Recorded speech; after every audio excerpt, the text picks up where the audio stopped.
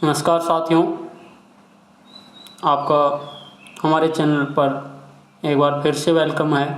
और आज की वीडियो में आप देखने वाले हो ओम का नियम, केसीएल, केवीएल, डीसी सर्किट्स जो हैं उनमें विभिन्न प्रकार के परिपथ पाए जाते हैं, यानी कि जो सीरीज सर्किट, पैरेलल सर्किट और मिक्स सर्किट जिनको हम बोलते हैं। तो इनको कैसे इनको सॉल्व किया जाता है और कौन कौन से नियम इन पर लागू होते हैं, तो आज हम जो है इन्हीं के बारे में डिस्कस करने वाले हैं। तो रजिस्टर्स में आपने इंट्रोडक्शन और टाइप्स और टेम्परेचर इफेक्ट जान ही लिया है। तो सर्किट के लॉ में अभी हमने ओम का नियम जाना है, और जो है नेटवर्क सॉल्व करते टाइम आपको आगे केसीएल और केवीएल के बारे में भी जानकारी मिलेगी। तो बने रहिए हमारे साथ, और चैनल को अगर अभी तक सब्सक्राइब नहीं किया है तो सब्सक्राइब ज़रूर कर लें। और आज के टॉपिक में हम बेसिकली आप पढ़ने वाले हैं series and parallel circuits, open and short circuit in series and parallel networks. तो देखिए, सबसे इम्पोर्टेंट चीज़ यही है कि सर्किट के बारे में अगर आपको जीरो से नॉलेज जो लेनी है वो यहीं से चालू होती है। तो यहाँ पे जो ओल्ड सिलेबस में इतना सा दिया हुआ है series, parallel and combination circuit. अब आज जो आप इसमें पूरा डिटेल से जान पाएंगे कि कौन कौन सी टर्म्स अपने यहाँ पे यूज लेने वाले हैं। तो चलिए आगे बढ़ते हैं। देखिए, परिपथ, जैसे कि आप नाम से देख पा रहे हो, परिपथ जो है एक सिस्टम है जिसमें हम देखते हैं कि कोई भी नेटवर्क जो इस तरह से होता है, उसमें कोई भी जो नेटवर्क होता है उसमें हम जैसे देखते हैं विद्युत धारा प्रवाहित होती है। तो वो बंद जो पथ है, यानी कि जो ये पूरा जो बंद पथ है, यही आपका परिपथ कहलाता है। और अब ये कैसा होता है, मान लीजिए ये अलग अलग टाइप का होता है। कुछ जगह इसकी टर्म्स फिक्स होती हैं, जैसे कि हम यहाँ से हम देखते हैं कि जैसे ये सर्किट है, ये यहाँ बीच में से कहीं से ब्रेक हो जाए या जो भी यूँ इस तरह से, तो ये अलग अलग टाइप का होता है। तो सबसे पहले हम देखते हैं खुला परिपथ, कुछ आपके आगे आएंगे ओपन सर्किट जो है, इसके बाद में जैसे शॉर्ट सर्किट है जिसको हम, और एक आपका जो ओपन सर्किट, शॉर्ट सर्किट ये है, और क्लोज सर्किट जिसको हम कॉमनली सर्किट कहते हैं। तो इसका मतलब क्या है, देखिए ओपन सर्किट का मतलब क्या है कि जैसे आप देखेंगे यहाँ से कि ये जो मान के चलिए कोई सर्किट है, इसमें हमने यहाँ पे भी विद्युत वाहक बल लगाया है इस जगह पे, और यहाँ पे हमारा रजिस्टर था, और साथ में जैसे जो चालक है जो है, यानी कि जो पथ जो होना चाहिए वो वास्तव में इस तरह का होना चाहिए, बंद। तो यहाँ पे जो भी चीज़ें लगी हुई है वो सब यहाँ इनके बीच बीच में लगी हुई हैं। तो इसको हम बोलेंगे बंद परिपथ, इसको हम बोलेंगे बंद परिपथ, और यही हमें चाहिए।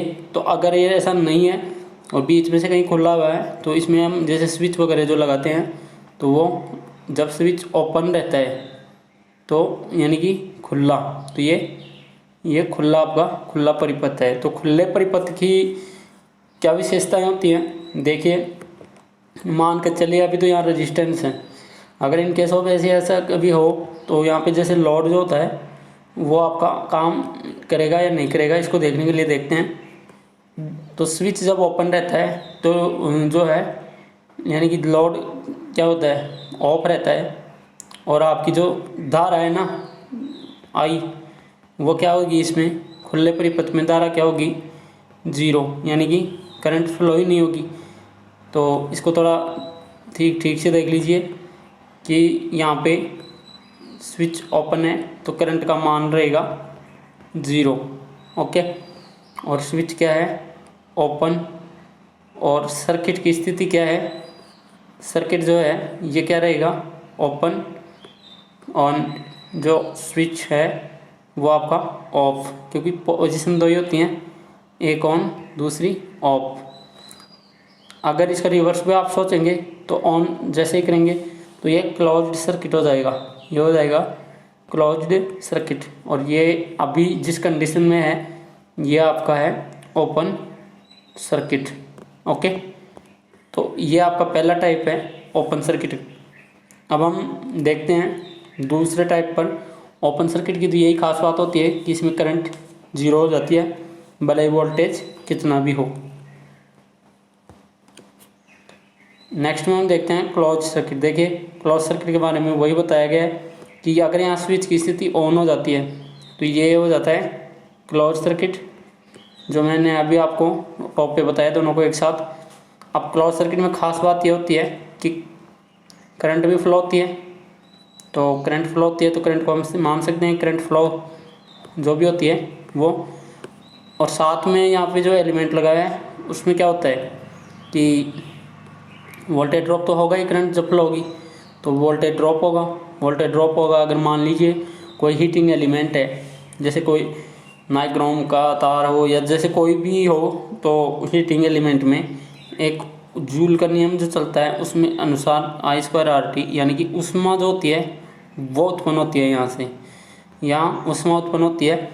और ऊष्मा उत्पन्न होती है तो ये इसमें क्या होता है कि अगर मान लीजिए कोई भी जो लोड है, जो यहाँ पे इसको लोड बोल सकते हैं, तो लोड अगर विद्युत धारा की खपत कर रहा है और यानी कि वोल्टेज ड्रॉप कर रहा है जिसके कारण ऊष्मा उत्पन्न हो रही है, तो वो एक तरह से क्या कर रहा है, पावर लॉस कर रहा है। यहाँ क्या कर रहा है, पावर लॉस। तो पावर लॉस क्या होता है, शक्ति व्यय। इस तो ये देख लीजिए कि कोई भी बंद परिपथ होगा उसमें विद्युत धारा प्रवाहित होती है और विद्युत धारा प्रवाहित होती है तो ऊष्मा उत्पन्न होती है और शक्ति व्यय होता है। ये कंडीशन कब होती है, यहाँ पे विद्युत स्रोत लागू हो तब। और साथ में यहाँ पोजीशन देख लीजिए स्विच की होती है ऑन। इसकी रिवर्स आपने ऊपर ओपन सर्किट में देखा ही है। तो अब हम जो सर्किट का तीसरा जो है फॉर्म है यानी कि तीसरा रूप जिसको हम देखेंगे कि जैसे शॉर्ट सर्किट बोलते हैं वो क्या होता है। तो यहाँ से हम देखेंगे कि लघु परिपथ जिसको बोला जाता है शॉर्ट सर्किट। देखिए शॉर्ट सर्किट में यूँ तो डेफिनेशन तो आप कुछ भी रट सकते हो, इसका कोई सेंस नहीं है, बट थोड़ा सा इसको भी एक बार देख लेते हैं। तो सर्किट को देखने से आप समझ जाएंगे और इसकी डेफिनेशन की आवश्यकता आपको नहीं रहेगी। इसमें क्या होता है कि जैसे आपने यहाँ से देखा कि वास्तव में जो है सर्किट में यानी कि जो सर्किट था, इस सर्किट में यहाँ से वोल्टेज लगा हुआ है और यहाँ मान के चलिए जो आर जो है यानी कि लोड, जिसको हम बार बार लोड लिखेंगे, तो ये लगा हुआ है। और धारा का जो पथ है वो आपका होना चाहिए था इस तरफ से यूँ, और इधर से गुजरकर और इधर। तो ये कंप्लीट इसको हम एक सर्किट एज्यूम कर सकते हैं इस कंडीशन में। लेकिन हुआ क्या है कि वास्तव में अब परिपथ में जो है लघु परिपथ यानी कि शॉर्ट सर्किट की स्थिति जो है उसको देखने के लिए हम देखते हैं कि शॉर्ट जो सर्किट है उसको देखने के लिए हम यहाँ से क्या है, जैसे ये जो नया पाथ बन गया है, इस नए पाथ में जो है यानी कि सर्किट क्या हो गया है, यहाँ से निकलकर ऐसा होता हुआ और यूँ आता हुआ यूँ और वापस यहाँ मतलब विद्युत स्रोत तक आ जाता है। तो विद्युत स्रोत यहाँ जो भी है, जो बैटरी है, यहाँ से निकल गई करंट और यहाँ से इधर से पल्ले होती हुई यानी कि ट्रायंगुलर रूप में यहाँ पे सर्किट पर क्लोज हो जाती है। तो इस स्थिति को बोलते हैं हम शॉर्ट सर्किट। अब शॉर्ट सर्किट में हुआ क्या है कि धारा का मान क्या हो जाता है, यानी कि धारा का जो है पथ यानी कि धारा का जो है मान, धारा का मान अधिक हो जाता है और पथ हो जाता है कम। तो धारा हो जाती है अधिक और पथ हो जाता है कम। जैसे कि सबसे पहली बात हमने पथ की देखी, तो परिपथ का साइज क्या हो गया, छोटा। इसी को बोलते हैं शॉर्ट सर्किट। ओके, तो करंट हो जाती है अधिक। अब जब करंट अधिक हो जाती है तो यही क्या हो जाती है, ये सर्किट की पोजीशन कैसे हो जाती है, अनहेल्दी यानी कि दोषयुक्त। तो इसको बोलते हैं हम फॉल्ट सर्किट। इसको हम शॉर्ट सर्किट तो बोलते हैं, लेकिन इसको जैसे हेल्दी सर्किट बोले या अनहेल्दी सर्किट बोले तो इसको बोलते हैं फॉल्टी सर्किट इसको बोलते हैं। तो फॉल्टी सर्किट में करंट का मान क्या हो जाएगा, ज़्यादा। अब ये ज़्यादा कितना होता है, ये कैसे है, तो इसको हम देखते हैं। जैसे आप थोड़ा सा एक आइडिया रखें कॉन्सेप्ट कि जो भी करंट होती है वो सामान्य होती है, तो सामान्य करंट का लगभग 1.5 गुना तक आपकी जो है ये जो है शॉर्ट सर्किट करंट वो है, यानी कि ये काफ़ी आगे तक अचीव हो जाती है। कुछ हद तक ये काफ़ी जैसे वोल्टेज रेंज जो है जैसे जैसे बढ़ती जाएगी तो उस हिसाब से ये ज़्यादा होती जाती है। तो जो है इसके लिए, इससे बचने के लिए हम सुरक्षात्मक युक्ति लगाते हैं और फ्यूज या एमसीबी जो है वो सर्किट में यूज करते हैं। तो ये वाली जो कंडीशन है ये आपने देखी है यहाँ पे शॉर्ट सर्किट की, यह आपने देखी है शॉर्ट सर्किट की स्थिति। तो अब हम आगे बढ़ते हैं। तो शॉर्ट सर्किट में अब एक बार तुलनात्मक रूप से आपको बता देते हैं कि तीनों जो सर्किट हैं इनमें ये देखा है कि तीनों सर्किट्स में हमने यहाँ से कि आपके पास 3 सर्किट हैं, एक है ओपन, एक है क्लोज्ड और तीसरा है आपका शॉर्ट। देखिए ओपन में करंट का मान रहेगा 0, क्लोज में बिल्कुल सामान्य जो भी है आपकी जो आदर्श जो वास्तव में जो स्थिति चाहिए वो, और तीसरा जो है आपका शॉर्ट में करंट रहेगी अनंत। इसको हम अनंत इसलिए बोलते हैं कि हमें पता नहीं होता कि करंट कितनी हो सकती है, तो इसका मान जो है अधिकतम अनंत माना गया है। और ओपन में न्यूनतम करंट जो मतलब 0 ही होती है क्योंकि सर्किट खुला है। यहाँ पे शॉर्ट सर्किट कैसा भी हो सकता है, तो करंट का मान हमें पता नहीं होता है, इसके लिए हम इसको अनंत मानते हैं। तो शॉर्ट ओपन सर्किट में वोल्टेज ड्रॉप अगर कोई पूछ ले वोल्टेज ड्रॉप, तो वो करंट ही 0 है तो वोल्टेज ड्रॉप 0। यहाँ वोल्टेज ड्रॉप होता है, हाँ ये मानते हैं हम। तो यहाँ पावर लॉस भी होता है, यहाँ ना तो पावर लॉस होता है, पावर लॉस भी 0। यहाँ आपका जो है शॉर्ट सर्किट में करंट ज़्यादा बढ़ेगी तो वास्तव में जो साथ साथ जो प्रतिरोध है वो काफ़ी कम हो जाएगा, यानी कि प्रतिरोध कम हो जाएगा और करंट बहुत ज़्यादा बढ़ जाती है। तो यहाँ पे जो है यानी कि पावर लॉस जो है ये पावर लॉस होता है, यानी कि अभी इसको इसकी कैलकुलेशन हमें करनी पड़ती है।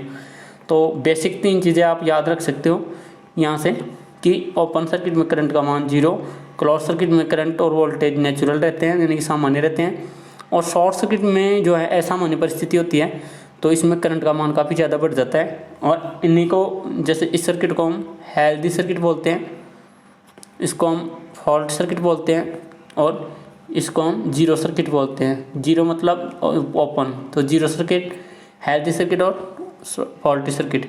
फॉल्टी सर्किट दोनों ही हैं, ओपन सर्किट में भी फॉल्ट होता है तो शॉर्ट सर्किट में भी फॉल्ट होता है, तो ये दोनों ही आपके फॉल्टी सर्किट है।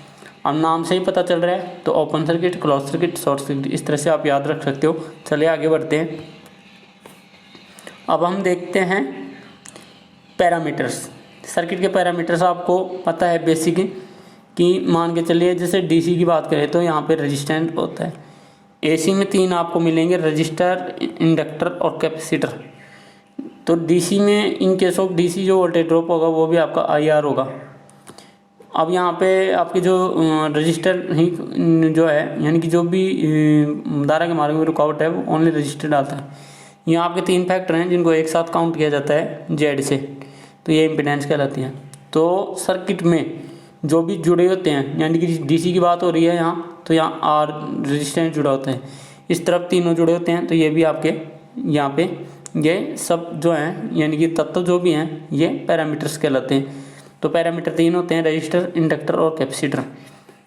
देखो लीनियर पैरामीटर क्या होता है कि जिनमें सर्किट में पावर लॉस होता हो, यानी कि जैसे उसमें जो है जैसे जैसे धारा बहे, धारा के साथ साथ है वोल्टेज उत्पन्न हो, करंट और वोल्टेज क्या है साथ साथ हो, तो इसी को हम बोलते हैं लीनियर, यानी कि इनका मान जो है साथ साथ परिवर्तित होता हो, तो ये आपका लीनियर है। तो linear in case of DC ये लागू होता है। नॉन लीनियर सर्किट में क्या होता है कि जिसमें करंट और वोल्टेज जो हैं वो यानी कि जो इनके जो पैरामीटर्स हैं यानी कि इनके साथ साथ जो मान हैं वो करंट या वोल्टेज में चेंज करते हैं, तो उसके साथ में ये चेंज होते हैं, तो ये इनको नॉन लीनियर बोलते हैं। जैसे करंट वोल्टेज के साथ में, यानी कि यहाँ पे करंट और वोल्टेज जो है उसके साथ में, यानी कि रजिस्टर का मान क्या रहता है, कांस्टेंट रहता है। तो ये आपका जो ओम का नियम है उसमें बताया गया है, और ये लीनियर वाला कॉन्सेप्ट वहाँ लागू होता है। अब हम नॉन लीनियर का कॉन्सेप्ट को समझने के लिए जो है एसी सर्किट्स में देखेंगे आगे, तो यहाँ पे इन तीनों के बारे में विस्तार से बताया जाएगा। अभी हमने रजिस्टर के बारे में पढ़ा है, तो इसलिए हमें लीनियर सर्किट के बारे में कंफर्म है, पता है, और हम आगे बढ़ते हैं।